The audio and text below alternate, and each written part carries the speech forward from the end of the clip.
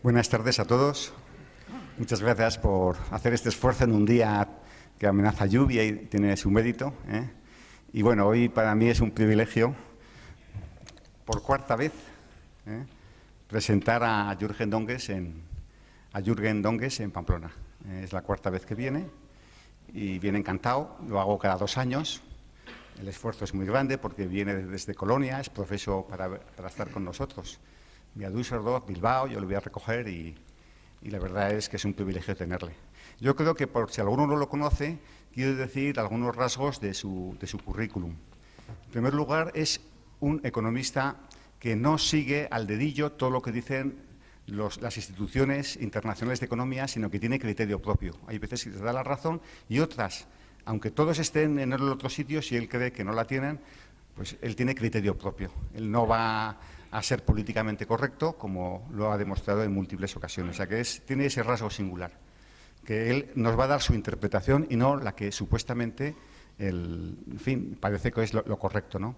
Luego, entre los cargos que ha desempeñado, ha sido asesor económico de 2 cancilleres, que es Helmut Kohl, con el que estuvo 6 años y que fue, intervino muchísimo. Él me ha estado contando de cómo ingresó España en la Unión Europea, muchísimas cosas, y también lo fue de Schroeder. Él tiene una gran admiración a Kohl, porque efectivamente es el momento en que Europa de verdad se construye, y él tuvo la inmensa suerte de ser su asesor económico. También presidió, en Alemania hay una cosa que quizás, pues igual Cristóbal Montoro y esos señores que están ahí debieran de tener, y es un consejo de 5 sabios que saben de economía y que orientan al presidente directamente.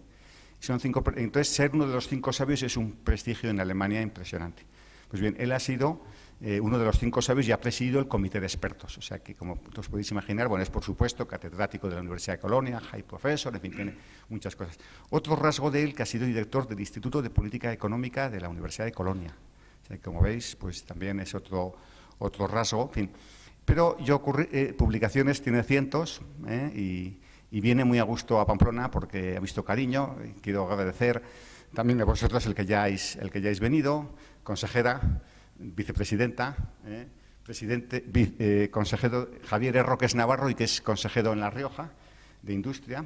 Gracias, Javier Morrás, consejero de Presidencia, Justicia e Interior. Amelia Serranueva, que es senadora de Navarra. Y luego también algunos empresarios relevantes que yo creo que son muy conocidos, que también esto, ¿no? Pues bien. Yo, la única cosa que os quiero decir es que luego, al final, vamos, que iba a pasar, Laura va a pasar para solicitar preguntas, con lo cual tenéis la oportunidad de preguntarle lo que queráis. Aquí nosotros defendemos la libertad económica y la sociedad civil, o sea, que viva el protagonismo, o sea, que cada uno que pregunte lo que quiera, que Jürgen responderá lo que le parezca, pues, obviamente. Luego también deciros, así como una pequeña nota de publicidad, que el Cintan Civismo somos finalistas en el premio Templeton, que es el más internacional en este campo.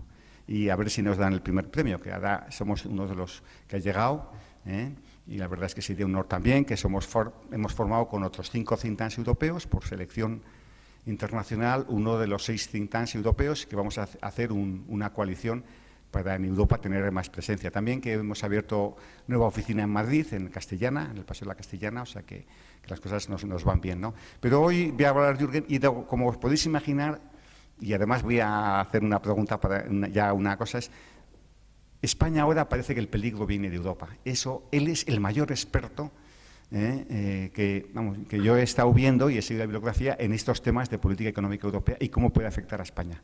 No quiero hacerles perder más tiempo, sino que cedo la palabra al profesor Jürgen Donges.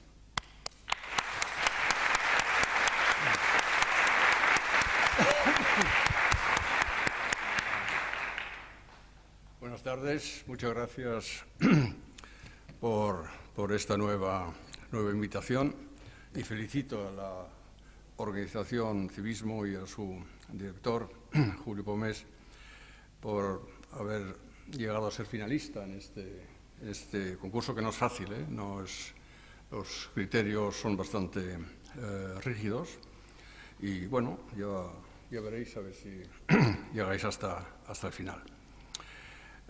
Es verdad que me gusta venir aquí, en esta región, y y le puedo decir que hay al menos dos cosas que dan a conocer Navarra en Alemania. Dos cosas muy fundamentales. Una de estas dos cosas es positiva y la otra es un tanto peyorativa. La positiva es Volkswagen, o Volkswagen, como dicen ustedes aquí, y la fabricación del Polo. Mi mujer, que está aquí, también conduce en Alemania un coche, digamos, de fabricación española o navarra, y que siempre que se hacen estudios, encuestas y tal, de calidad de coches y tal, la fabricación aquí en Navarra pues sale con buenas notas, ¿no? Yo creo que eso es muy positivo. Y lo otro es el 7 de julio. Y como mis ciudadanos no entienden nada de toros, pues entonces les parece horroroso lo que hacen aquí con los encierros y los pobres toros y no sé qué, ¿no? Pero a mí me gusta, o sea, ustedes sigan haciéndolo porque a mí me gusta. No es que yo participe en un encierro porque me da mucho miedo, pero creo que, y como les suelo explicar en Alemania a mi gente, es que la fiesta taurina pues forma parte de la cultura española y de Navarra. Bien, el tema, que no lo he formulado yo, me lo ha propuesto Julio, es verdad que salimos de la crisis.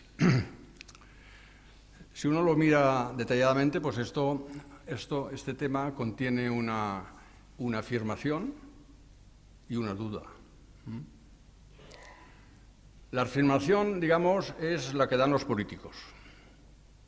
Por supuesto que salimos de la crisis, y algunos lo dicen ya incluso en participativa. Hemos salido de la crisis y lo asocian con las políticas que han adoptado en los últimos años y que han ayudado tanto.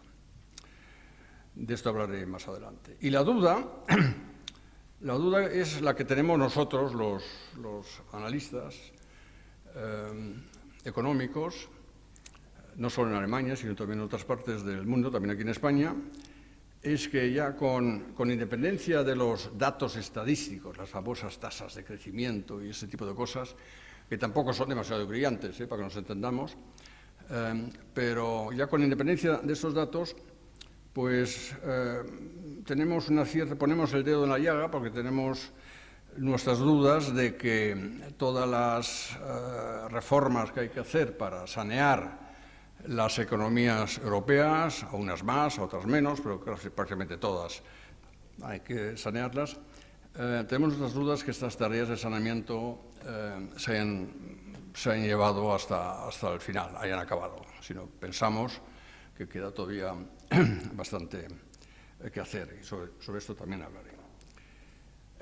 Entonces diría que para contestar la pregunta del tema, hay a lo mejor, bueno, les presento aquí dos argumentos para decir sí salimos de la crisis, y luego les presento tres para decir que no. Y con eso ya ven un poco digamos, dónde pienso yo a dónde habría que inclinarse o con qué idea tendrían que irse ustedes esta noche a su casa y reflexionar sobre eso. Argumentos que sí. El primero, y yo creo que este es a lo mejor también el más interesante desde el punto de vista de ustedes, de España y de Navarra, es que los países periféricos, los que nos causaron tantos dolores de cabeza en los últimos años en la zona euro, el sur, Portugal, y luego los demás, la cuenca mediterránea, que estos cuatro han salido de la recesión, todos ellos, los cuatro. Y los que más, digamos, con más fuerza lo hacen, o donde el fundamento, digamos, es ya más sólido, sin estar ya completamente arreglado, pero más sólido, son Irlanda y España. Y esto es algo positivo porque esto ya nos quita un problema que nos ha ocupado mucho en los últimos años. Y lo importante ahora es de que nadie caiga en la autocomplacencia, sino que todos mantengan el rumbo, digamos, reformista para terminar de cosechar todos los frutos de los sacrificios que han tenido que hacer, ¿no? Nosotros en Alemania tuvimos hace 10 años también una situación bastante crítica, como consecuencia tardía de la reunificación alemana, y nos ha costado muchos años, unos 7, 8 años, hasta ahora prácticamente, hasta hace poco, para ya decir nuestra economía está más o menos bien y tenemos poco paro juvenil, etcétera. Todo esto es lo que leen muchas veces también en la información. Esto es un aspecto favorable a que sí, es verdad, estamos en la crisis. Y el segundo sí proviene del entorno de las políticas macroeconómicas, tanto la monetaria como la fiscal, que son muy favorables. La política monetaria no puede ya ser más propicia, o sea, yo creo que no hay ninguna inversión de ninguna empresa que no se lleve a cabo porque el precio del dinero sea demasiado elevado. Sino de ahí puede haber problemas de restricción crediticia, de eso les comentaré dentro de un momento algo, pero en principio el entorno monetario es muy proactivo.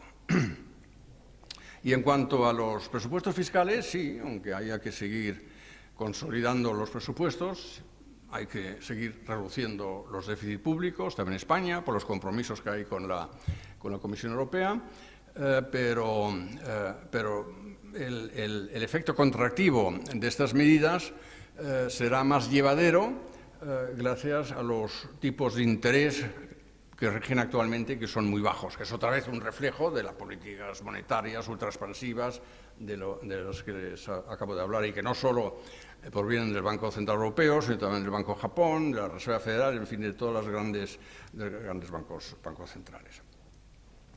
Por ahí la cosa parece que va bien. Y ahora viene lo que no va tan bien. Lo primero es que la economía global pues, no funciona tan dinámicamente como habíamos pensado hace poco, y es porque ha surgido algo en lo que no podíamos pensar a principios de año, que son las tensiones geopolíticas que tenemos en Ucrania, en Siria, en Irak, en fin, todas estas cosas que ustedes conocen también. Aquí lo más serio es la crisis entre Rusia y Ucrania, lo cual se refleja luego en una crisis entre Rusia y Occidente, y sobre todo la Unión Europea, todo el tema de las sanciones y contrasanciones, etcétera. Y esto afecta esencialmente a la economía alemana. La economía alemana está muy estrechamente vinculada con la rusa por parte de las importaciones, sobre todo la importación de gas. El 40% de nuestra importación de gas proviene de fuentes rusas. Y por el lado de la exportación es un mercado muy importante para la industria del automóvil, de la alta gama, y de bienes de equipo con alta tecnología. Y estos mercados están cerrados debido a las sanciones que ha impuesto la Unión Europea a Rusia.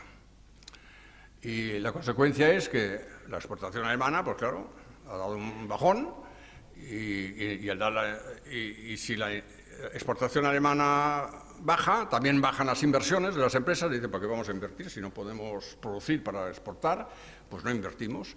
Entonces eso también baja. Los hogares dicen, bueno, pues ahora se aproxima el invierno y vete a saber si tenemos suficiente energía para la calefacción y ese tipo de cosas, pues vamos a ver si consumimos un poquito menos para poder a lo mejor ayudarnos de alguna otra forma, pues, compramos algún butano, lo que sea.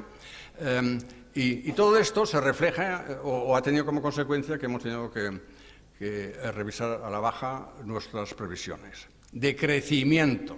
No hay ningún pronóstico de nadie que yo conozca que dé una tasa negativa de crecimiento, ni para Alemania ni para la zona euro. Con lo cual quiero decir que las declaraciones de un tal señor Almunia este fin de semana de que estamos al abismo de una recesión es altamente irresponsable.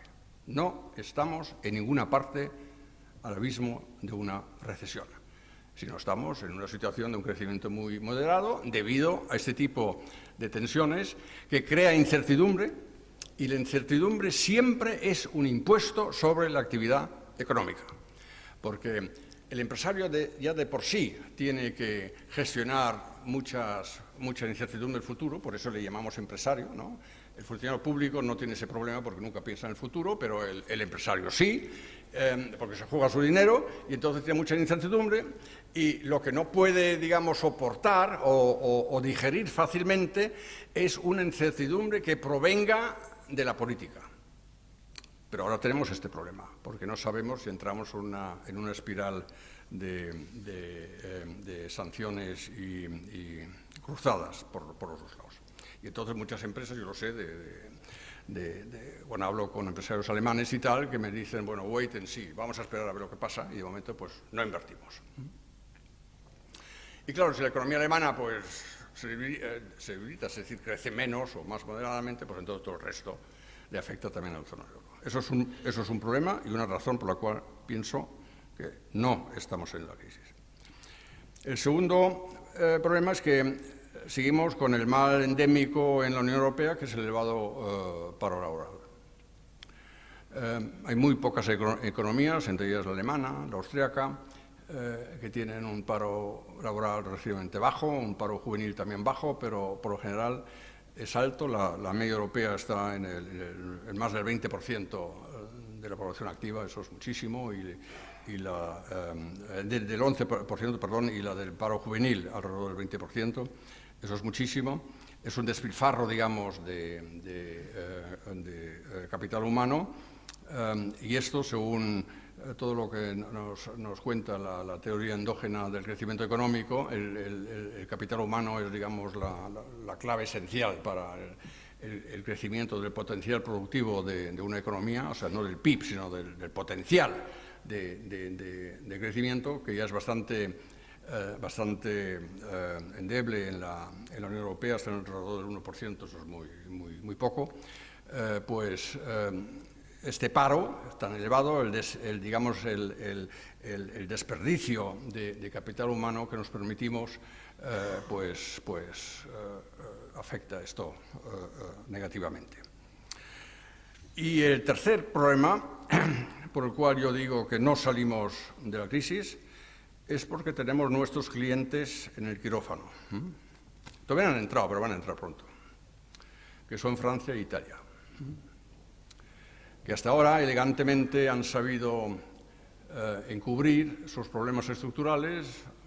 Francia, porque siempre va un poco, digamos, al viento de Alemania y con esto del eje germano-francés que hace todo en Europa y nos hemos acostumbrado todos a hablar siempre así. Pues bueno, si uno de los dos ejes va bien, pues el otro también va de alguna forma bien, pero esto se ha acabado. Ahora hasta los franceses mismos saben que tienen un problema, de lo que todavía no saben es cómo arreglarlo. Bueno, también saben cómo arreglarlo, lo que no saben es cómo poder, digamos, traducir lo que saben a la práctica, tomar decisiones. O sea, todo lo que ustedes conocen bajo el lema de reformas estructurales que había que hacer aquí en España, lo puede aplicar a Francia, elevado a la segunda potencia. Es un país con una economía profundamente enferma, con un sector público sobredimensionado, con unos comportamientos en la sociedad también de exigirle al Estado todo, y por lo tanto con unos sindicatos muy poderosos en comparación con eso lo que ustedes tienen desde película, ¿no? Eso más bien para discutirlos en las tertulias suyas esas, ¿no? Pero los de Francia esos son ejércitos, ¿no? Y actúan como tales, ¿no? No es que peguen tiros, pero tienen una influencia política enorme, ¿no? Como en casi ningún otro país de Europa. Y un mercado de trabajo muy rígido, y cambiar esto pues le va a costar muchísimo al gobierno del señor Valls, porque incluso no tiene un apoyo de su presidente, pero el apoyo del presidente no lo tiene no porque sea socialista, sino simplemente porque no entiende nada, ¿no? El señor Hollande es una persona una persona amable y tal, y de vez en cuando utiliza una moto para ir por París, pero no da la talla, yo lo siento. Y eso me lo dice en términos franceses, es el señor Hollande.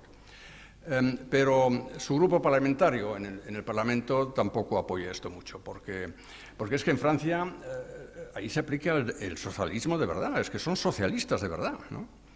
En Alemania también tenemos algunos socialistas, pero normalmente lo que nosotros tenemos son socialdemócratas, que es una cosa muy distinta, ¿no? No es lo mismo socialismo que socialdemocracia, como ya dice la propia palabra, socialdemocracia, que es lo que tenemos en Alemania, en Holanda, en Austria, en los países nórdicos y tal, que no tiene que ver nada con el socialismo trasnochado, ¿no? Pero es que en Francia existe esto, ¿no? Y por lo tanto, los franceses hasta ahora todavía consiguen que se les dé prórrogas desde la Comisión Europea para cumplir más tarde las cosas y tal, y además que lo anuncian así alegremente, que de momento pues no pueden, pero que a lo mejor más adelante pues sí y tal, ¿no? Y yo me temo que tarde o temprano los mercados financieros se van a percatar de esto, ¿no? Ruego a Dios que no lo hagan, pero si lo hacen, entonces tenemos un problema gordo. Y en Italia tenemos un tanto lo mismo. Yo creo que los italianos se diferencian a los franceses en una cosa fundamental, que a lo mejor depende un poco del idioma que utilizan, como es tan bonito y tan de ópera y tal. Son estupendos en el anuncio de reformas. O sea, la retórica reformista de los gobiernos italianos, desde luego, es de manual. Es de manual. Si aquí viene un marciano, lee eso y dice, voy a vivir a Italia. Porque ahí es donde se hacen las cosas bien. Lo que pasa es que luego no hacen nada. Eso es un poco el problema. Y bien, esto es el tercer problema que nos dice que no es verdad, que salimos de la crisis. Con eso yo no quiero decir que no podamos salir de la crisis, y perdona que diga podamos, también se puede utilizar en este contexto. Lo que quiero decir con esto es que no existe un deus ex machina para salir, sino que tenemos que aceptar dos cosas para que nuestro debate, también el debate político, para que no confunda a las personas. Lo primero es que tenemos que aceptar que durante un periodo más o menos largo, hablo de varios años, digamos 2 legislaturas, el crecimiento económico en la zona euro será bajo. Bajo. Tiene que ser bajo. ¿Por qué tiene que ser bajo? Porque si nos remontamos a los orígenes de la crisis, en el caso español, por ejemplo, el pinchazo de la burbuja inmobiliaria, eso produce tanta necesidad de reajuste de estructuras positivas.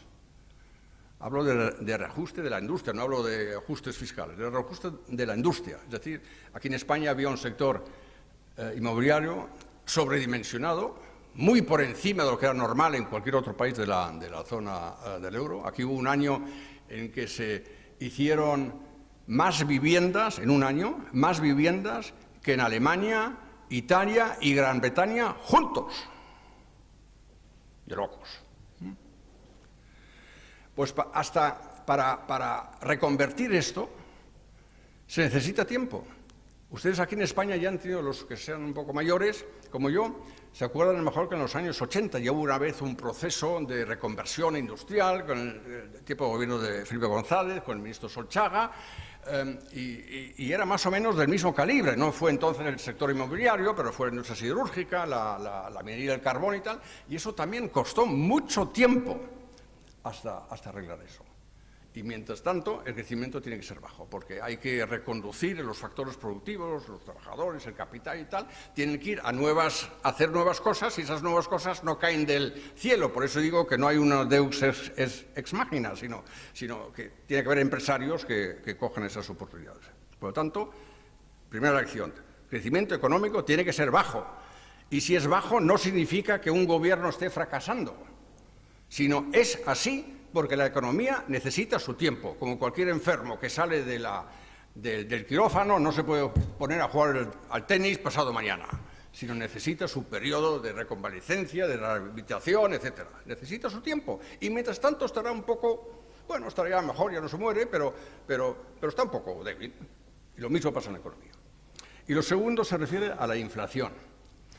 Mientras que estemos en estos procesos de reajuste, la inflación tiene que ser baja, como lo es actualmente.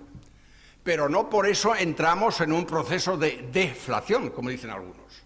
Es decir, de una caída continua del nivel de precio, que eso sí, eso podría causar algunos problemas, sino simplemente es baja por esto, porque países como España, como Irlanda, como Grecia, como Portugal, como ya no tienen monedas propias, no pueden devaluar sus monedas para recuperar la competitividad de sus empresas, tienen que hacer otro tipo de devaluación, que a lo mejor muchos ni lo notan, otros sí lo notan, y es una devaluación interna, como lo llamamos, es decir, tienen que bajar los sueldos y salarios, y en muchas partes han bajado, tienen que bajar las pensiones, y en muchas partes han bajado, es decir, tienen que bajar muchos precios internos.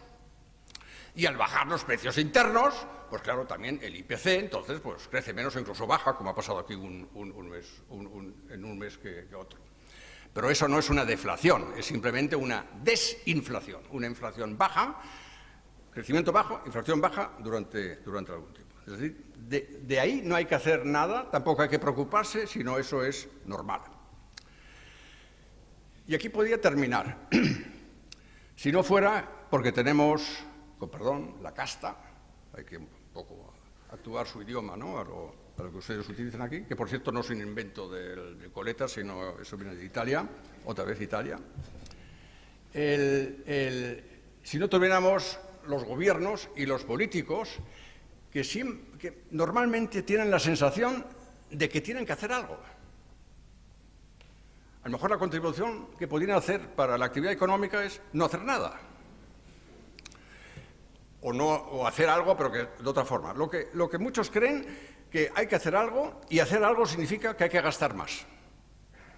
Con eso yo demuestro de que soy un gobierno activo y que trato de activar la... Es decir, se olvidan de eso lo que acabo de decir, que por mucho que hagas el crecimiento económico no va a ser más rápido, y por mucho que el señor Draghi se empeñe, la inflación pues va a seguir baja, pero no, es que queremos mejorar esto, queremos que el crecimiento sea más alto y que haya un poquito más de inflación, que también tiene gracia, por cierto, de que de repente la inflación sea una cosa tan positiva, ¿no? Yo siempre creía que la inflación es un impuesto subrepticio, ¿no?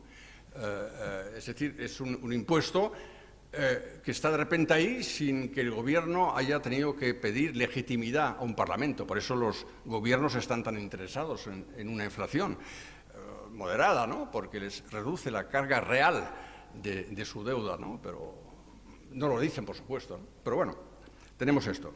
Y entonces reclaman de que hay que relajar los requisitos del Pacto de Estabilidad Europea, ya sabe, el 3% famoso del déficit público y el 60% de la deuda pública sobre el PIB, y esto lo exigen sobre todo, otra vez, claro, los gobiernos de Francia e Italia. Bueno, y el español, pues no es que lo diga tan abiertamente, pero tampoco lo vería con malos ojos. Y de ahí viene ahora un debate que es el que nos afecta mucho, y es que decir, como dijo el señor Renzi de Italia, de que bueno, eso de ahorrar el ayer, es decir, que nos tenemos que despedir de la austeridad y tenemos que apostar ahora por crecimiento. Es decir, se establece una contraposición o una incompatibilidad entre crecimiento y austeridad.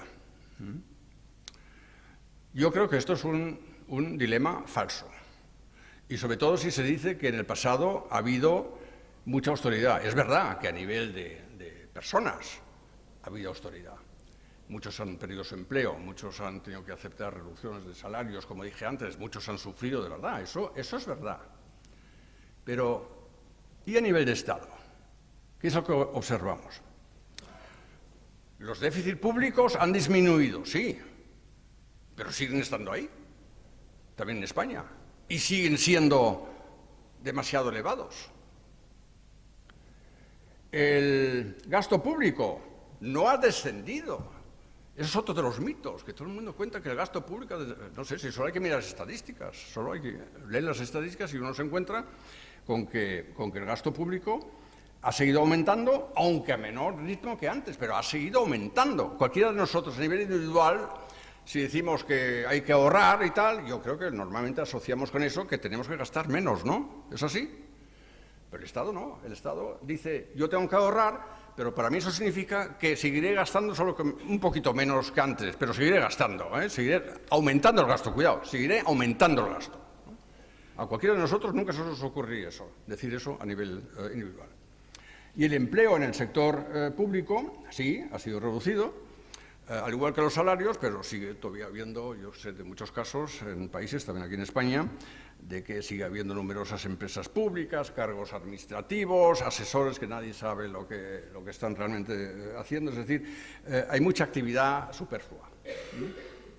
Por eso de la austeridad vista o analizada con referencia al Estado es una austeridad un tanto relativa, y no se puede decir que aquí se haya hecho demasiado. Pero, como decía, esta contraposición de crecimiento y austeridad es un dilema falso porque es todo lo contrario. La consolidación fiscal, si se hace en serio, si se sanean en serio las finanzas públicas, y sanearlas se sanean sobre todo por el lado del gasto y no por la subida de impuestos, si se sanean de verdad, eso es lo que crea confianza entre los agentes económicos.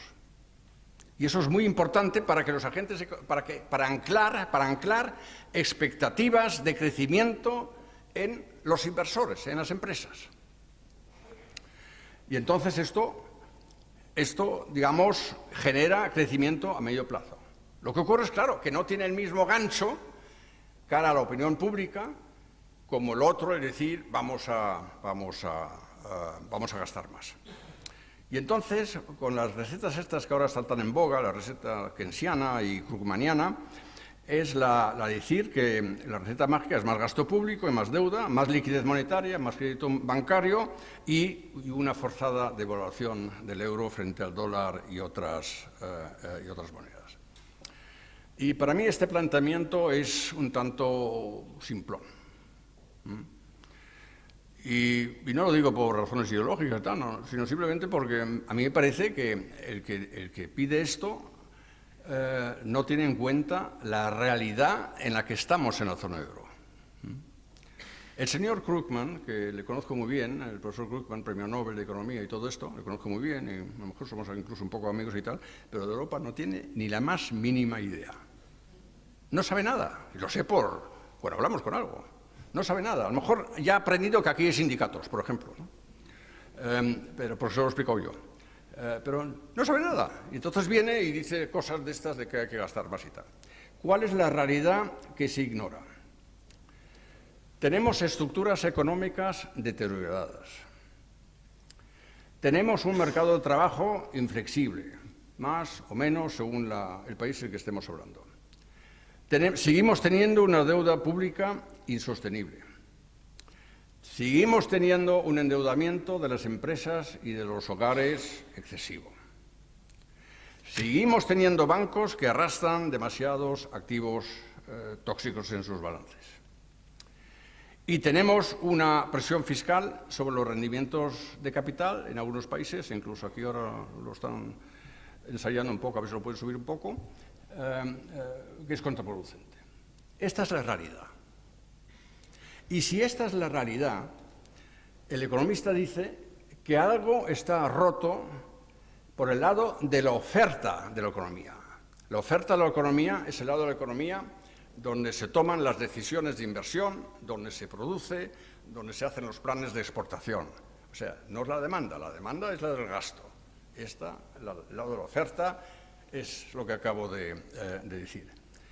Y cuando la realidad es así, pues nos encontramos con una situación en que muchas empresas y muchos hogares simplemente no les apetece invertir más o gastar más en consumo con este entorno con el que se encuentran. Si no, se quedan parados y no pasa nada. Pero claro, es, digamos, ¿cuál sería la implicación? Bueno, aquí otra podría terminar, ¿no? Podría decir, bueno, pues yo ya sé lo que hay que hacer.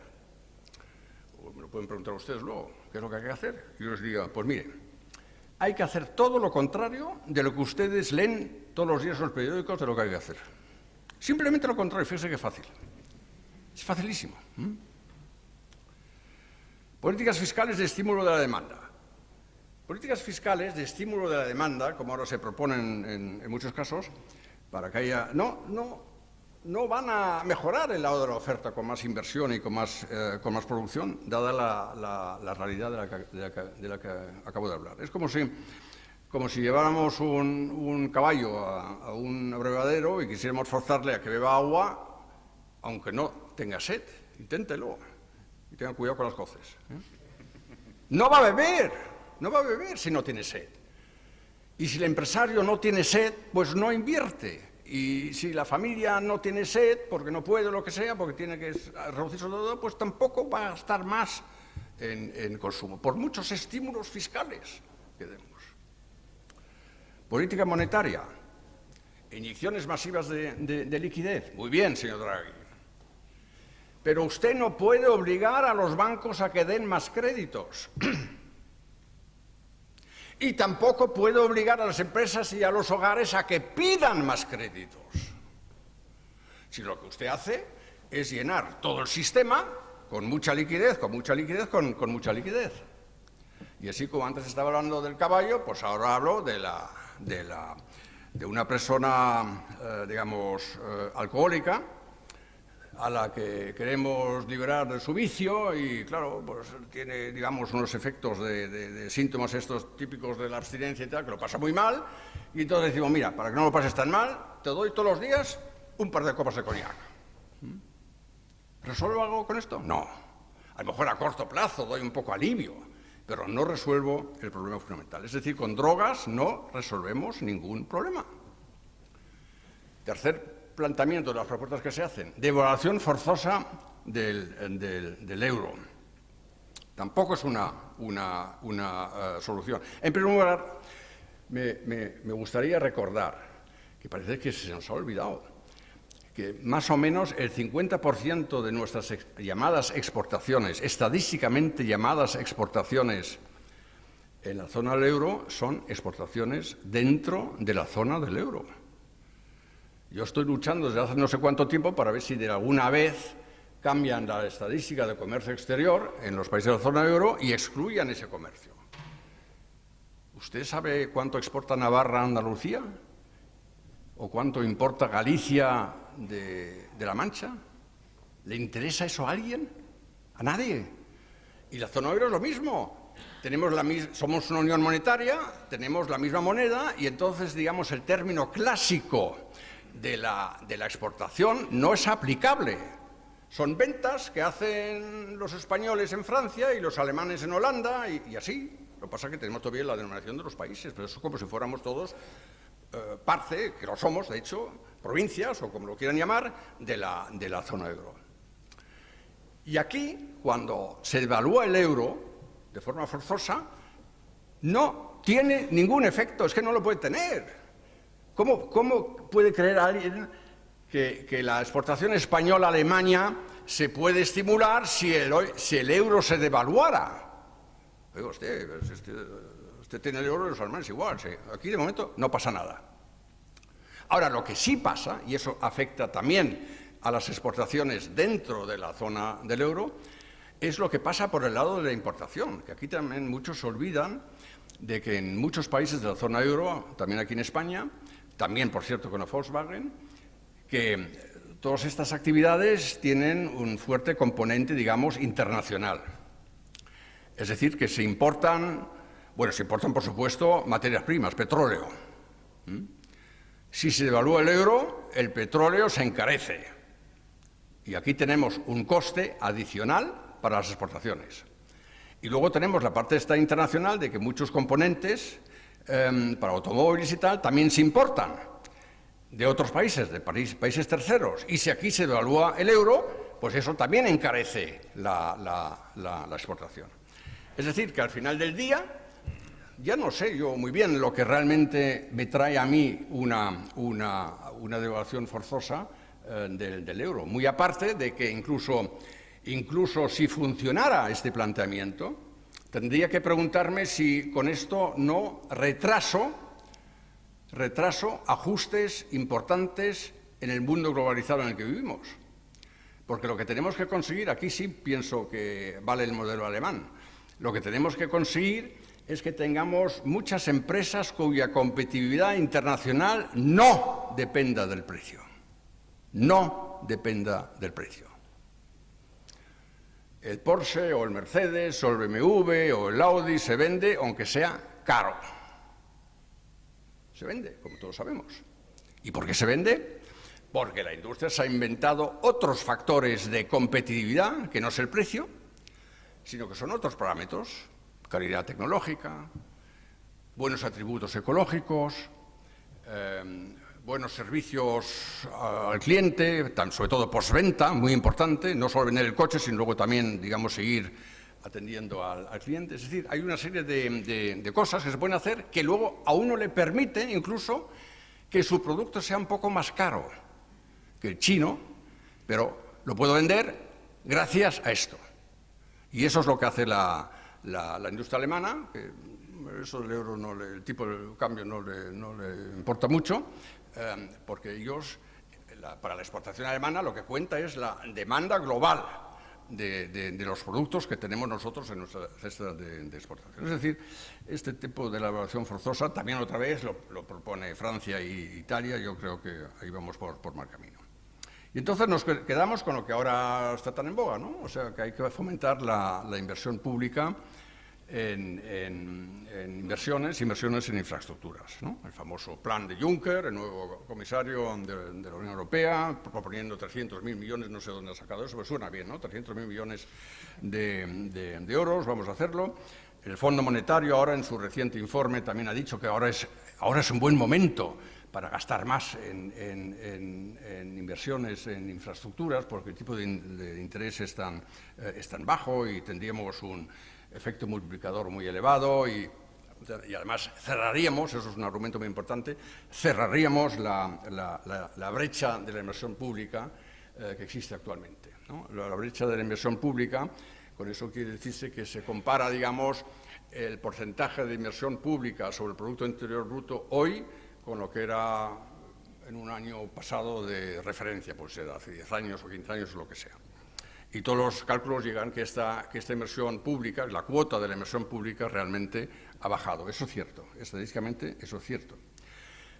Lo que pasa es que no hay ningún modelo macroeconómico, por elegante que sea, en cuanto a ecuaciones y todo esto, y sé lo que estoy hablando porque yo también los manejo, pero yo por lo menos sé que eso no sirve para nada, ¿no? Lo manejo porque es elegante y eso se publica en las revistas especializadas, pero no sirve para nada, porque no sabemos cuál es la cuota óptima de la inversión pública. Es que no lo sabemos, nadie lo sabe eso.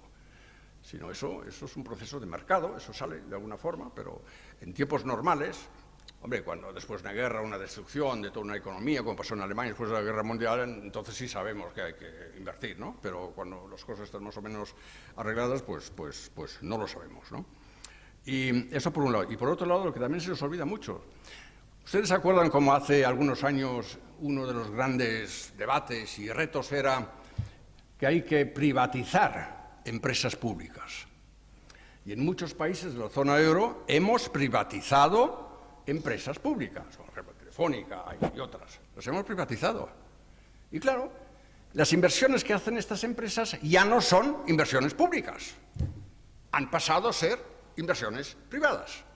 Y entonces, ¿a mí de qué me sirve que yo diga ahora que la inversión pública sobre el PIB hoy es más baja que hace 10 años y me encuentro que es un efecto estadístico, pero que de hecho es así, que se debe al hecho de que muchas empresas que antes llamábamos públicos ya no lo son.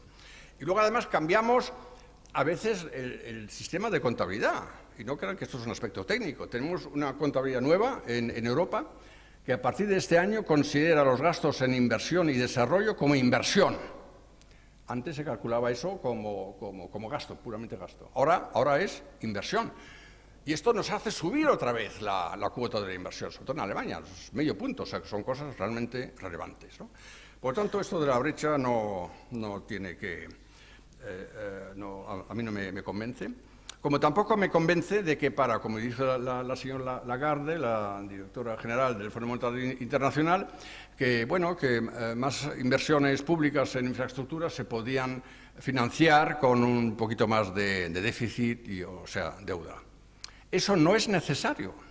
Tenemos en casi todos los países de la zona euro, tenemos unos impuestos específicos que han sido introducidos en su momento precisamente para financiar infraestructuras, por ejemplo, en carreteras, que es el impuesto sobre la gasolina y el impuesto sobre la matriculación de coches. Y la recaudación de estos impuestos serviría ya para cubrir lo que necesitamos para arreglar nuestras carreteras, si es que tenemos que arreglarlas. Por lo menos en Alemania, desde luego, serviría perfectamente. Está calculado. ¿Pero qué ocurre? Que las recaudaciones de estos impuestos se han ido desviando a otros objetivos. O sea, que no se han guardado en una hucha, ¿no?, para decirlo de alguna forma, en una hucha para decir, bueno, el día de mañana, si hay que arreglar un puente sobre el Rin o si hay que arreglar una autopista o lo que sea, tenemos ahí la hucha, la abrimos, sacamos y nos ponemos a arreglar el asunto. Sino han sido destinados a otros objetivos, gasto social, subvenciones, lo que sea, ¿no? Y entonces ya no está ahí. Y lo que clama al cielo es ahora esta también una nueva idea, por cierto, otra vez de Francia, de que, bueno, Juncker también lo dice, de que podríamos utilizar los fondos del Mecanismo Europeo de Estabilidad Financiera, el famoso MEDE, para financiar estas inversiones, ¿no? Eso me parece un verdadero disparate, ¿no? Porque este mecanismo lo hemos creado para que en el caso de que algún país tenga otra vez un problema y haya que rescatarlo, como pasó en los últimos años, tengamos ahí algo para ayudar, para rescatar, ¿no? Y en tercer lugar, a lo mejor eso a ustedes les parece una trivialidad, pero a mí no, ¿no? Yo le preguntaría al señor Juncker, muy bien, tú quieres gastarte aquí 300.000 millones de euros. Vamos a ver. Quiero ver la lista de los proyectos. ¿Dónde están los proyectos? Porque eso de hablar de infraestructuras, eso es muy fácil, ¿no? Infraestructura, bueno, bien, pero proyectos concretos. ¿Cuál es la lista? ¿Los hay o no los hay? ¿Son rentables económicamente?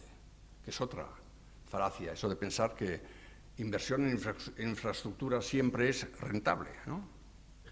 Piensen en el aeropuerto de Ciudad Real, por ejemplo, si no te pasaba una idea, ¿no? No, hay mucho. Y en Alemania también, ¿eh? También hemos seguido el ejemplo de Ciudad Real y hemos constituido un aeropuerto nuevo en el norte de Frankfurt, que está rodeado de 5 otros aeropuertos, que está ya inaugurado, se ha hecho las fotos, todo el mundo que tenía que hacerse una foto, y hasta ahora no ha llegado ahí ni un avión, ni uno. Ahora, precioso, ¿eh? Precioso. Rentable. ¿Han hecho el cálculo económico de rentabilidad? Y, señor Juncker, ¿y cómo coordinamos los proyectos de inversión en infraestructuras? ¿En dónde se hacen? ¿Qué países lo necesitan? ¿Y usted se cree que Alemania o España van a aceptar que digan, no, todo esto hay que hacerlo en Rumanía y en Bulgaria y en Grecia, porque son tan pobres y hay que hacer eso? Dirán los españoles, eso nada. Y los alemanes dirán lo mismo, y todos. Lo que pasa es que la Unión Europea es así, ¿no? Es un club en donde cada país tiene sus intereses, luego hablamos mucho de Europa, pero de hecho cada país persigue sus propios intereses y uno puede más y el otro menos, pero eso de que tengamos ahí un programa de 300.000 millones y no sepamos ni qué proyectos, ni si son rentables, ni cómo los financiamos más y en qué país los llevamos a cabo, me parece un poco aventurado, ¿no? He estado mirando que en los fondos estos fondos estructurales que tenemos en la Unión Europea, en el periodo 2007 al 2013, había disponibles 350.000 millones de euros para toda la Unión Europea. Pues bien, casi una tercera parte de estos fondos no han sido reclamados. No han sido reclamados por los miembros. En el caso de España, el 30,6%, para ser concretos, de la cuota asignada a España, el 30,6% no ha sido reclamado por el gobierno español, que prácticamente significa que no hay proyectos, o que se les ha olvidado, yo qué sé, ¿no? Es decir, es una cosa que hay que tener mucho cuidado y al final del día nos podríamos encontrar con fuegos de artificio, ¿no? Y por eso les dije antes, si usted lee que hay que estimular la economía europea con medidas fiscales y tal, digo, no, si yo acabo de decir que todo lo contrario, no hacer esto, yo no pongo deliberadamente un fuego en mi casa, ¿no? Yo no hago esto, ¿no? Y yo creo que los políticos son conscientes de esto, al menos con los que yo trato a veces. En el ECOFIN saben perfectamente que la solución no va por estímulos fiscales. Y por eso ya han decidido, y de hecho se practica, que el que nos tiene que sacar las castañas del fuego es el Banco Central Europeo. Y lo está haciendo. El Banco Central Europeo es para mí la institución europea que realmente funciona y en los tiempos de la crisis ha sido también la más eficiente, pero ahora camina sobre el filo de la navaja. Porque si cede a las presiones fiscales que las hay, se juega su mayor capital, que es el de la credibilidad, y con eso pues no puede anclar realmente expectativas de crecimiento entre los agentes económicos. Y por eso yo creo que la política que se está haciendo actualmente, ya saben ustedes que en el seno del Banco Central Europeo pues hay ya una división de opiniones, por un lado Draghi y por otro lado Weidmann, el presidente del Bundesbank, porque no están de acuerdo. Y yo más tiendo a Weidmann, porque, como ya dije antes, dada la realidad que tenemos, no creo que con inyecciones de liquidez podamos realmente hacer beber el caballo en el abrevadero. Bien, dicho esto, pues ahora les diré lo que, desde mi punto de vista, se podría hacer. Y eso ya no lo leen en los periódicos. Una cosa que a lo mejor habría que decir, a lo mejor les parece una trivialidad, pero no está mal recordar que para salir de la crisis definitivamente hay que robustecer la inversión empresarial, no la pública, la inversión empresarial. Porque es la empresa la que opera, si hace las cosas bien, con un valor añadido significativo y la que crea empleo rentable. Y entonces lo que necesitamos es un marco en el cual se puedan formar expectativas de rendimientos satisfactorios. No es que todos los planes empresariales se cumplan, sino muchos fracasan, y eso es bueno, entonces hay una limpieza de mercado, pero otros sí, otros prosperan. Si no tenemos ese marco, si no se crean inversiones adecuadas para la inversión empresarial, entonces o bien la inversión no tiene lugar, o, como ya dije antes en otro contexto, la inversión se va a Asia. En Alemania muchos empresarios me han dicho, y lo dicen también en público, porque ahí lo dicen en público, sí, es verdad, nos pueden criticar y reciben mucha crítica Alemania por eso, que también la inversión privada, no solo la pública, sino que también en la inversión privada hay esa famosa brecha, que ya dije antes que no se puede calcular, pero bueno, aceptemos eso, que la cuota de la inversión privada sobre el PIB en Alemania es relativamente baja en comparación con otros países de la OCDE. Eso es cierto, eso es un dato estadístico cierto. Pero claro, es que estas inversiones que se calculan aquí, perdón, son las inversiones que se hacen o se dejan de hacer en Alemania. Lo que no entra en la cuota son las inversiones que las mismas empresas, la Volkswagen, la Mercedes, la BMW, las que sea, la Siemens y todos estos, hacen en China y en la India. Y ahí se van y lo dicen. Y yo, nosotros aquí, de eso nada, fuera, nos vamos por ahí. O sea, desde el punto de vista empresarial, le da igual, él invierte, él tiene su presupuesto, digamos, de inversión y lo efectúa.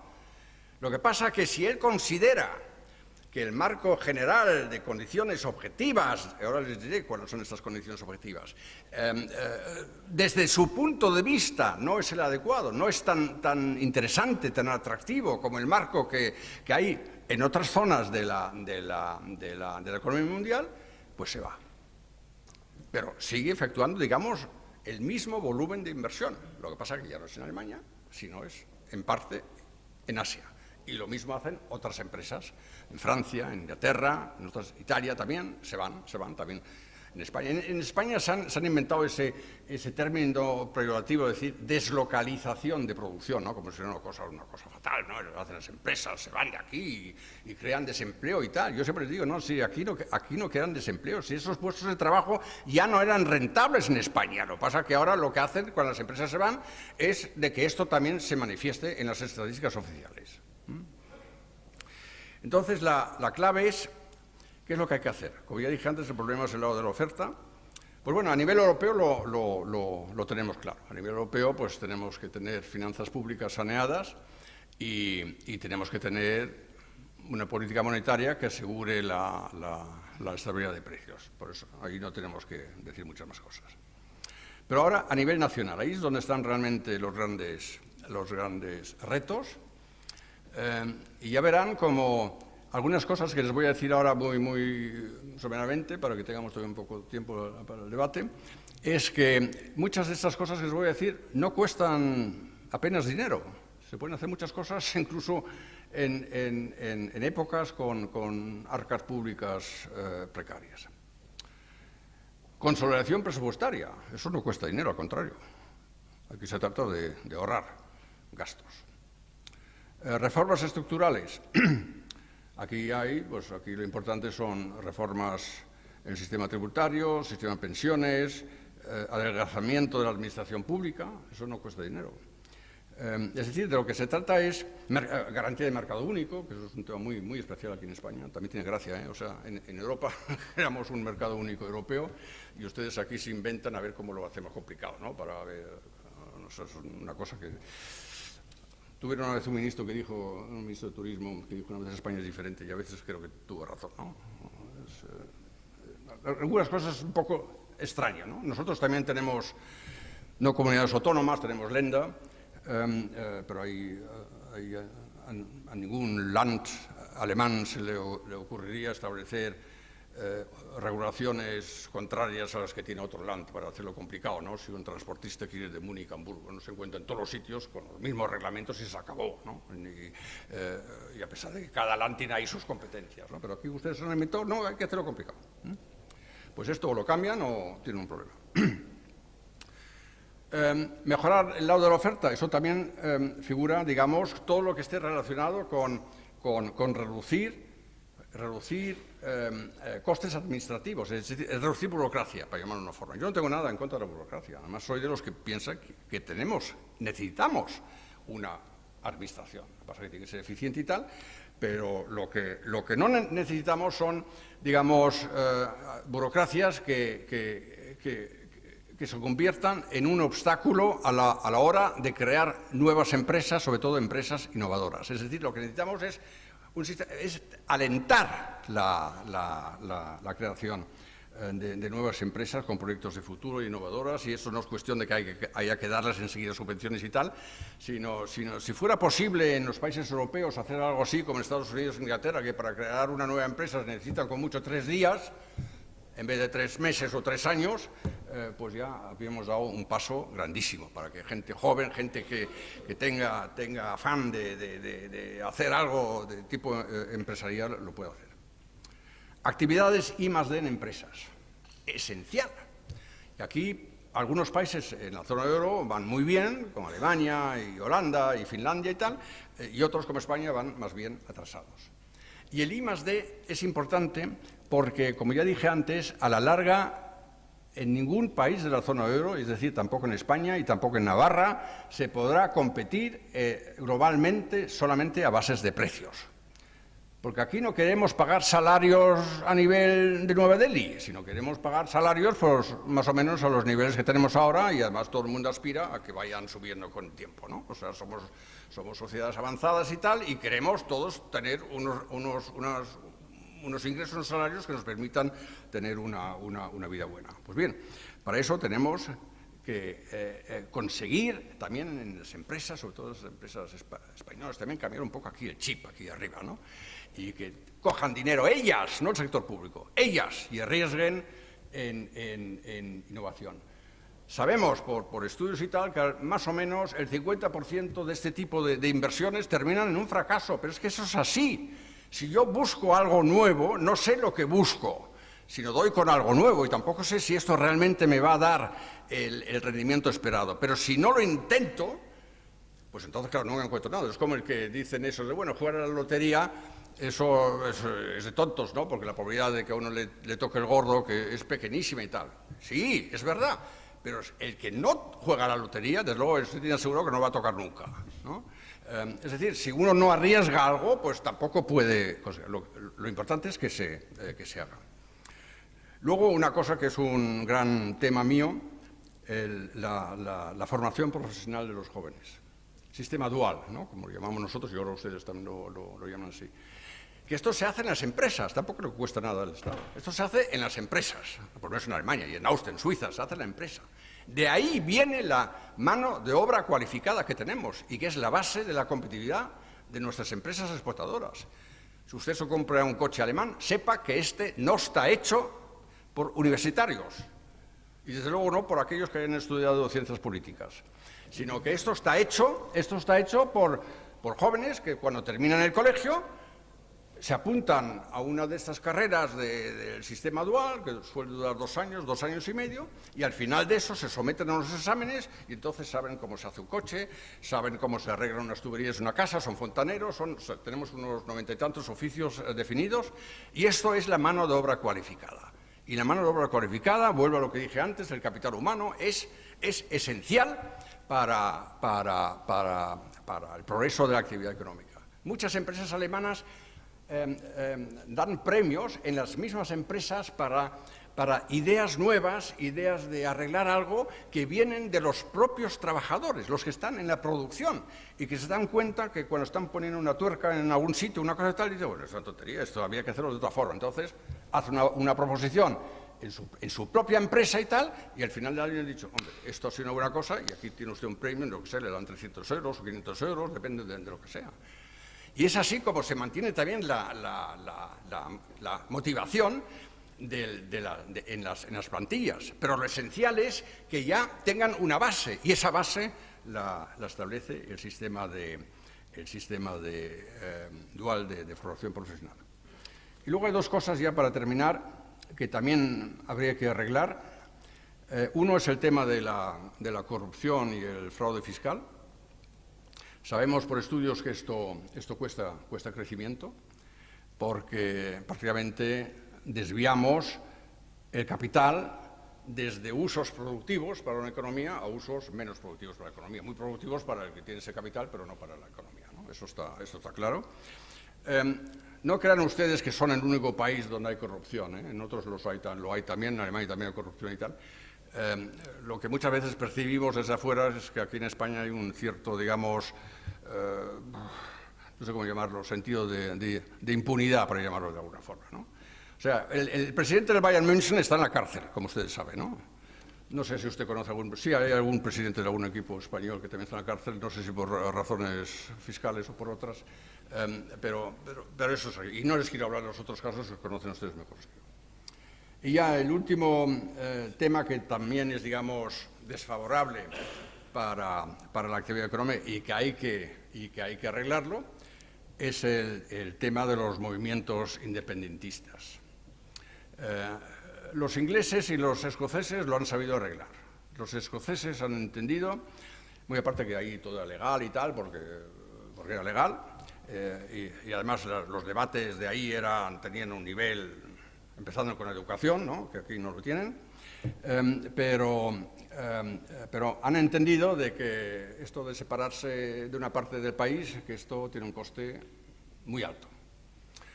Y eso es lo que aquí algunos en España todavía no entienden, ¿no? El que se empobrece, ¿no? Si hay una exageración, ¿no? Se empobrece en términos económicos, financieros y tal, pero también en términos tan vulgares como deportivo, como todo el sistema deportivo, ¿no? Usted se imagina el Barça jugando la final de una Copa Catalana contra el club de fútbol Sitges, ¿no? Debe ser interesantísimo. Seguro que llenan el Nou Camp, ¿no? De tanta gente que viene a ver esto, ¿no? O sea, no tiene sentido, ¿no? Y además no tiene, digamos, crea un tipo de inestabilidad política que algunas algunas compañías de ese rating ya empiezan a fijarse un poco en Cataluña y entonces también en España y tal, que puede terminar en fuga de capitales o ayuntan inversión extranjera, ¿no? Porque dicen que hay una inseguridad, que no sabemos cómo va a funcionar esto. Recuerden lo que dije antes sobre el impuesto de la incertidumbre y tal. O sea, eso también es por el lado de oferta, hay que arreglar esto. No son tiempos ahora para discutir estas cosas. En sumidas cuentas, y ya termino definitivamente, necesitamos otro concepto de política de crecimiento económico que normalmente se aplica en los debates. Es decir, lo que no necesitamos son medidas medidas puntuales y cortoplacistas, aunque yo sé que eso es lo que se vende también, sino lo que necesitamos son estrategias coherentes y de largo plazo, que eso ya es más difícil de vender porque aquí hay que hacer mucha pedagogía, digamos, económica, también en la comunicación entre los que gobiernan y los ciudadanos, pero esto es lo que realmente funciona, como sabemos, de muchos países, y que muchas cosas se pueden hacer sin poner más dinero sobre la mesa. El dinero no lo es todo, pero tenemos posibilidades de arreglar las cosas de esta forma si lo combinamos también con mucha paciencia, y también esto hay que explicarlo. Yo me acuerdo cuando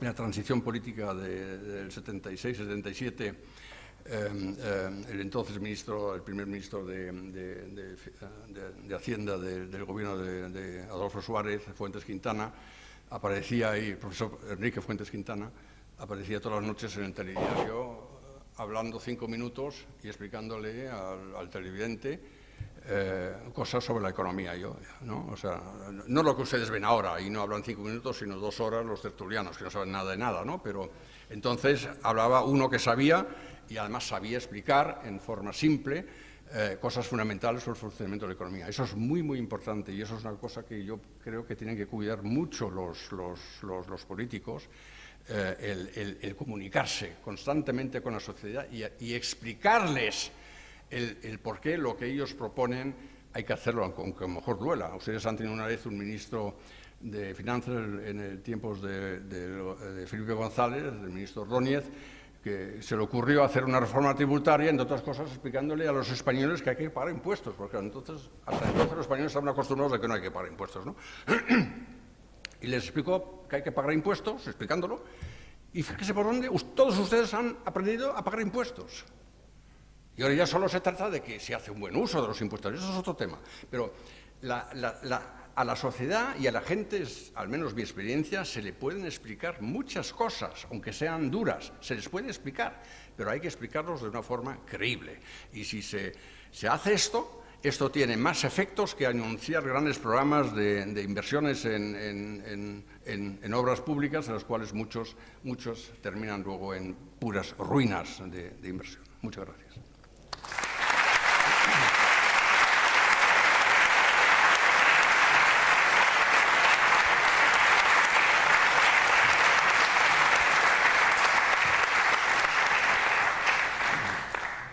Muchas gracias, profesor Jürgen Onges, porque ha sido una exposición clara, profunda. La verdad es que yo creo que usted podría muy bien hacer el papel para España que en su momento hizo Enrique Fuentes Quintana, porque la pedagogía con que ha explicado los grandes retos económicos de Europa ha sido impresionante, ¿no? Tengo muchas preguntas, entonces voy a pedirte que seas breve, porque tengo muchas, para que todo el mundo se quede a casa, se vaya a casa contento, ¿no? Algunas son muy cortitas. ¿Cuál es el nivel óptimo de inflación? ¿El 2% marcado por el Bundesbank? El 2% no ha sido marcado por el Bundesbank, sino por el Banco Central Europeo, para que nos entendamos. Y no es que sea una tasa óptima de inflación, sino cuando se fijó esa tasa, además no es el 2%, sino se dice un poco por debajo, pero cerca del 2%, lo que jugó un papel determinante fue un aspecto estadístico puramente, que ahora estamos viendo que tenía su razón. Y es que por diferentes motivos, ya sean estructurales o porque haya una devaluación interna, como lo que estamos viviendo ahora en diferentes países de la zona euro, podía bajar tanto la tasa de inflación, incluso convertirse en negativa, que esto suscitaría un debate sobre deflación, justo lo que estamos viendo ahora. Y eso lo tuvieron en cuenta entonces, diciendo, pues más bien vale tener un poco más y tomarlo como orientación para tener aquí una especie de colchón, por si por cualquier asunto el IPC pues disminuye o ya no sube tanto y tal, para que no tengamos ese tipo de debates. Eso es todo. No es que sea óptima, simplemente no sabemos. Los americanos, por ejemplo, dicen que la tasa de inflación adecuada, o sea, los americanos, los Krugmanianos, ¿no? Krugman, Akerlof y esta gente, todos premios Nobel, dicen que el 4% sería o sea, ahí los economistas no sabemos realmente cuál es la tasa óptima. Muy bien. ¿Cuál es el nivel óptimo de gasto público? ¿Es lícito decir que España tiene un problema de gasto público cuando la media europea, incluida Alemania, es del 50% del PIB y España es el 44% del PIB, igual a 60.000 millones? Esta pregunta es muy pertinente porque pone de manifiesto que no tiene ningún sentido comparar tasas del gasto público sobre el PIB. Porque no es la cuota del gasto público sobre el PIB, o sea, el 50%, el 54%, incluso los países nórdicos posiblemente tengan incluso más todavía.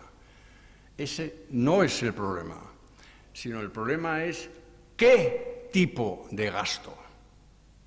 O sea, el 50% en un país puede significar una cosa muy normal, sin problemas, si lo que se gasta va a cosas eficientes, a proveer, a la educación, digamos, incluso también a inversiones de infraestructura, si son rentables, todo ese tipo, si se hacen las cosas bien. Que otro 50% en otro país donde es despilfarro y mucha subvención y mucho gasto social, en fin, ese tipo de cosas. Por lo tanto, yo aconsejo siempre, una vez constatadas cuáles son las cuotas y lo que uno sabe de Alemania, de España, lo que sea, y luego dar el segundo paso y ahora mirar la estructura del gasto. ¿Qué es lo que hay detrás de esto? Una buena pregunta, me parece a mí. ¿Se ha difuminado la barrera entre los gobiernos de derechas y de izquierdas en cuanto a política económica? Si se ha difuminado la barrera de lo que hacen los gobiernos de las derechas e izquierdas en cuanto a política económica. No, yo creo que sigue habiendo diferencias. Lo podemos estudiar muy bien actualmente en Alemania, ¿no?, donde tenemos un gobierno de gran coalición, como ustedes saben. A mí no me gustan estos términos de izquierda-derecha, ¿no?, sino yo hablo más bien tenemos un partido conservador, que es el CDU, la señora Merkel, y luego tenemos un partido socialdemócrata, que no es lo mismo que un partido socialista, sino un partido socialdemócrata, como dice su propio término, demócrata, que no es lo mismo que socialista, que es más bien de centro-izquierda. Y ahí chocan los planteamientos. Eso lo hemos visto cuando han negociado el acuerdo de coalición. ¿Por qué? Porque lo que vosotros llamáis aquí la izquierda, para no confundir ahora aquí el público, la izquierda confía más, digamos, en las virtudes del Estado, ¿no?, y cree más que lo que hace el gobierno, que el gobierno tienen una idea del gobierno benevolente y que lo hace todo muy bien y tal, mientras que los que son más bien de la derecha, pues esos tienen más confianza en la responsabilidad individual, ¿no?, y creen más en las ganas de los individuos de arreglar sus problemas y tal.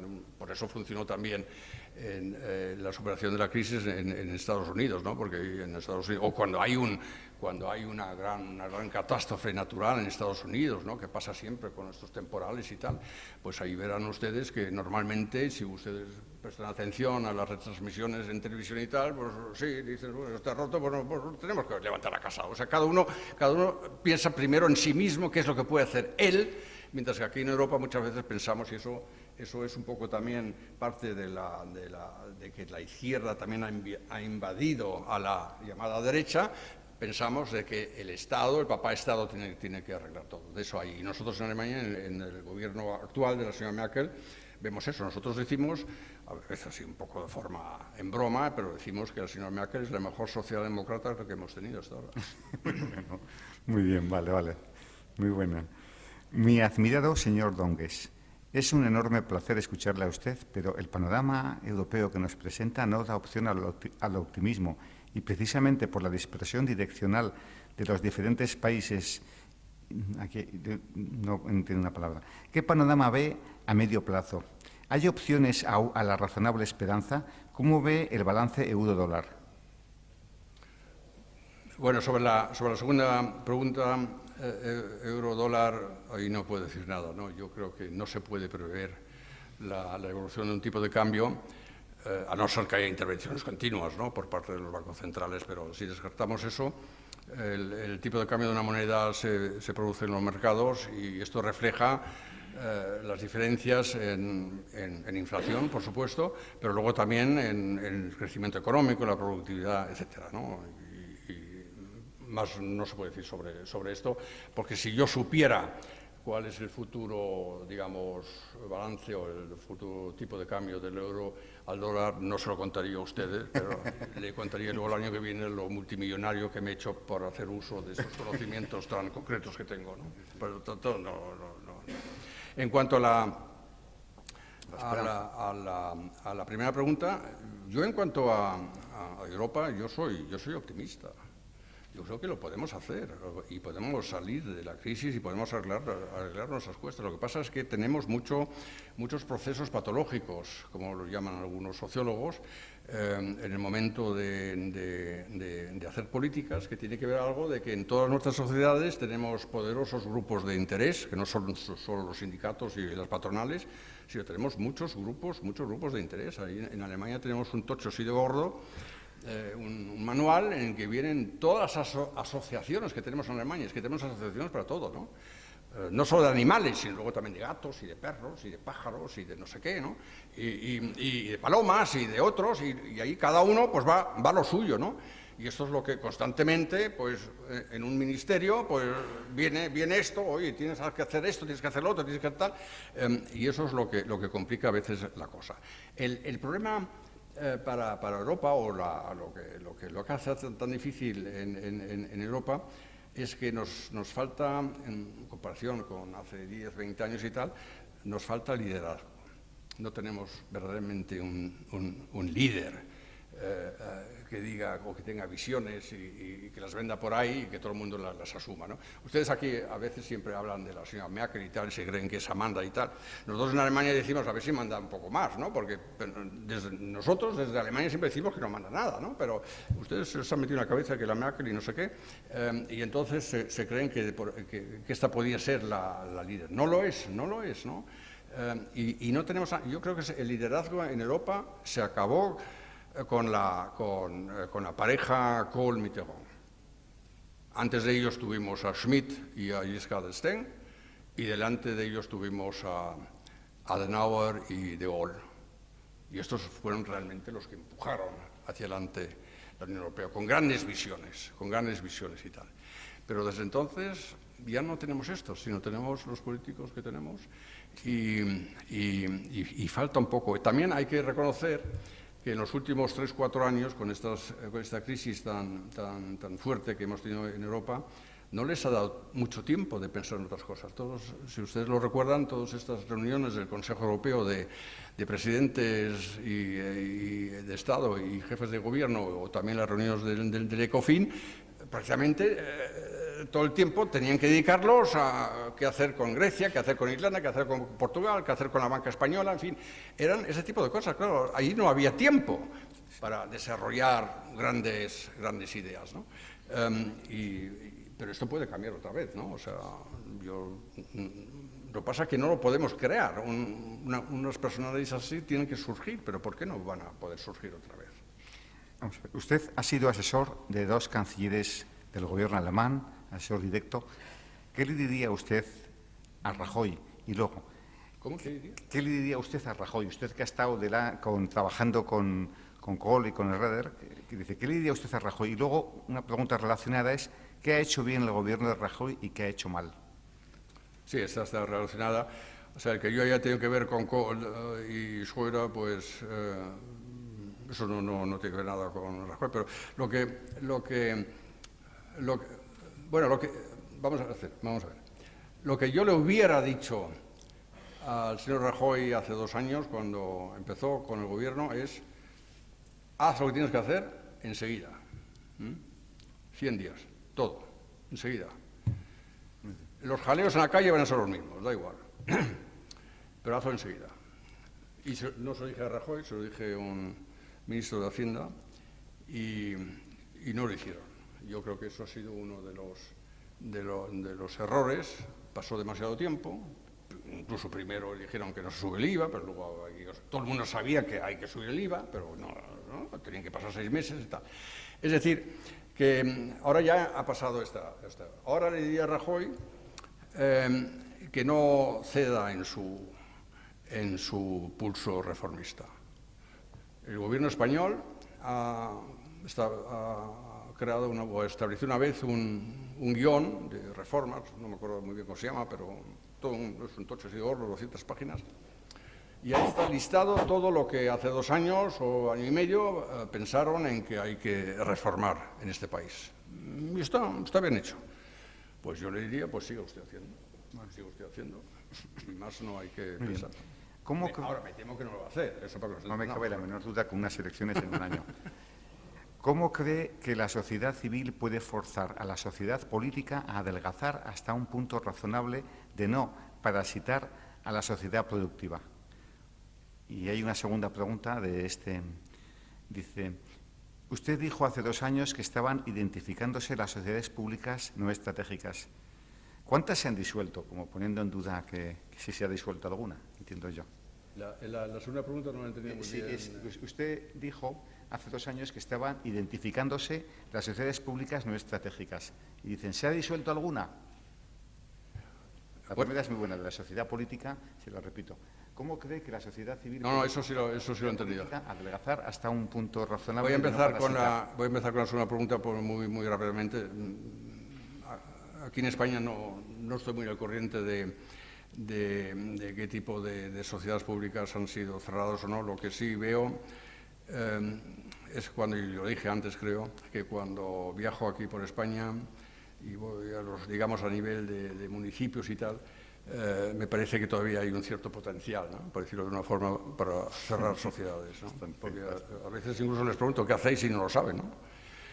Ahora todos tienen ordenadores, ¿eh? Todo eso hay que decirlo. Pero bueno, lo más interesante es la primera parte. Ahí lo que los economistas nos gusta aplicar mucho es el concepto del exit and voice. Exit and voice. ¿Qué significa exit?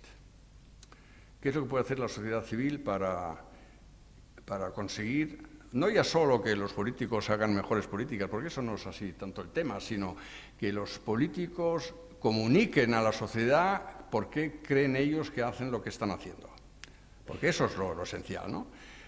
Para traducirlos a un tema, el debate que tienen ustedes aquí en Navarra ahora con el sistema tributario y tal, aquí no da explicaciones de nada. Entonces cada uno saca conclusiones por razones puramente ideológicas, ¿no? Sino hay que explicar efectivamente por qué es bueno para Navarra subir la fiscalidad, porque eso es bueno. Y entonces el exit significa que parte de la sociedad se va. Te vas simplemente del sitio en el que estás, del país en el que estás. No hay que irse físicamente, aunque eso sí lo hacen, sobre todo la gente cualificada. En Alemania hemos vivido esos años, que jóvenes universitarios se han ido a Estados Unidos, sobre todo. Se han ido porque dicen que aquí no nos gustaría esto y nos vamos. No hay que irse, pero también porque hay otra forma para hacer el exit, para salirse, y es ir a la economía sumergida. Te vas a la economía sumergida y hay que hacer lo que te dé la gana, ¿no? Entonces la fiscalidad, pues, bien, pero que ya no les afecte. Claro, eso no es una solución. Voice. Voice es decidir en elecciones lo que se piensa de un gobierno y cómo lo hace y cómo lo hacen los otros. Pero el voice solo funciona para impedir, digamos, que se impongan tendencias populistas o que se les cuente cosas al electorado que luego no se van a poder cumplir y tal, que tiene que haber un control fuerte en los procesos electorales sobre todo, y aquí para mí juegan un papel fundamental los medios de información. Es muy importante que los medios de información estén capacitados para ejercer esta función de control de la política en algunos países, como en Estados Unidos, también en Alemania, y funciona eso perfectamente, mientras que aquí en España, no sé por qué, pero ustedes lo han cedido a los tertulianos, ¿no? Es decir, que una forma de reducir también este problema es simplemente quitar todos esos problemas de los tertulianos y en vez de eso coger a gente buena, gente que haga reportajes buenos en la televisión y en la radio sobre lo que es relevante en ese momento y haga este control desde afuera. Y no solo la radio y televisión, son también los periódicos. O sea, los medios de información son realmente los que hacen estos checks and balances, como dicen totalmente confrontar a los políticos, da igual de qué signo sean, confrontarlos con las realidades, como yo lo he intentado hacer así un poquito someramente, pero decir, vamos, si usted propone esto, esto y esto, vamos a ver, ¿y esto cómo se financia? ¿No? Y ahora tienen ustedes, con Podemos, tienen ustedes ahora un campo donde podrían practicar esto, ¿no? Porque con las propuestas que hace esta gente, vamos, pueden llenar programas de televisión durante medio año. Lo que pasa es que no se hace. No se hace, ¿no? Sino simplemente se hacen tertulias y tal, ¿no? O sea, pero los medios de información son muy, muy importantes para que funcione el elemento del voice, para que no se deje engañar nadie en el momento de hacer su crucecita. En su opinión, ¿cuánto tardaría Podemos en llevar España a la suspensión de pagos? Bueno, eso es una pregunta que no me gusta mucho contestar porque da por posible que Podamos gobierne este país, ¿no? Bueno, y esto yo no lo doy por posible. Bueno, yo me niego rotundamente a creerme que la sociedad española pueda ser seducida de esta forma. Y eso lo digo yo como alemán, que sé en nuestra historia que también fue posible seducir a toda una sociedad en otra dirección, ¿no? En tiempo de los nazis. O sea, entiendo que puede haber este tipo de cosas, pero no creo que esto sea una solución. Pero en caso este hipotético de llevar a España a nuestros primeros pagos, yo creo que esto ocurriría pues muy, muy rápidamente. Sí, nuestra jefe de investigación me manda un Twitter que le han enviado unos cuantos twitters que se está tuiteando la conferencia y dice, pregunta para el profesor Dongues, ¿cree que la moneda única tiene futuro, dadas las tensiones que produce su rigor? Gracias. Mire, cuando empezaron las discusiones sobre el euro en los años 90, a raíz del famoso informe de Loss y todo esto, yo y mi consejo de expertos económicos, nosotros éramos un tanto, digamos, escépticos. Y decíamos que, bueno, en primer lugar decimos que no hace falta una moneda única. Yo eso nunca lo he entendido, ¿no? Pero bueno, como nos contaban eso, sí, que es más fácil viajar por ahí y tal, ¿no? Y eso lo decían entonces, o sea, entonces todavía no se sabía nada de tarjetas de crédito opacas y tal, ¿no? Sino simplemente pensaban en que hay que hacer cambio de moneda y tal. Yo no sé, yo he viajado mucho por el mundo y nunca he tenido ningún problema. Yo he tenido mis sobrecitos en mi tal, aquí los francos suizos, aquí los dólares, aquí las libras esterlinas y me llevaba lo que me tiene. Nunca me he sentido inhibido para viajar por donde me diera la gana, ¿no? Pero bueno, es un invento que se ha hecho porque era un proceso político, de Kohl, por cierto. Y entonces nosotros dijimos que, bueno, ya que es una decisión política hacer una unión monetaria, hacerla con países que sean lo suficientemente homogéneos económicamente para que pueda funcionar. Y entonces esto hubiera sido una unión monetaria un tanto pequeñita. Pero eso tampoco era políticamente aceptable, porque eso hubiera subido a Italia, por ejemplo, pero Italia tenía que entrar. Yo me acuerdo del argumento que me dio Kohl, que es un argumento de un nivel altísimo, ¿no? Hay que decir, bueno, es que Italia tiene que entrar porque es que el Tratado de Roma, claro, se hizo en Roma y ¿cómo vamos a dejar afuera a un país que tiene por capital Roma, ¿no? Un argumento fuertísimo, ¿no? Y entonces pues ya estaba Italia metida, ¿no? 3 preguntas. No, que todavía no he terminado. Y entonces ahora tenemos el euro y tenemos las tensiones, pero para mí no es la cuestión si vamos a tener el euro, si tiene futuro o no tiene futuro. El euro lo vamos a tener y lo vamos a conservar. La pregunta que me hago yo es ¿qué tipo de euro va a ser esto? Va a ser, como yo he dicho, vamos hacia una italianización de la zona euro, es decir, una especie de euro como la lira antigua, débil, con inflación, con tal, ese tipo de cosas, o vamos hacia un euro con moneda fuerte, como lo era el marco alemán. Yo prefiero la moneda fuerte, claro, y no una moneda débil, porque cada devaluación de la moneda es un empobrecimiento nuestro, que no nos olvidemos de eso nunca, ¿eh? Y esa es la cosa. El euro lo mantendremos, pero lo que nos tenemos que preguntar siempre es si realmente lo queremos como moneda fuerte. Dos preguntas muy breves, una enlazada con la que estaba diciendo. ¿Cuál es su opinión sobre la unión bancaria?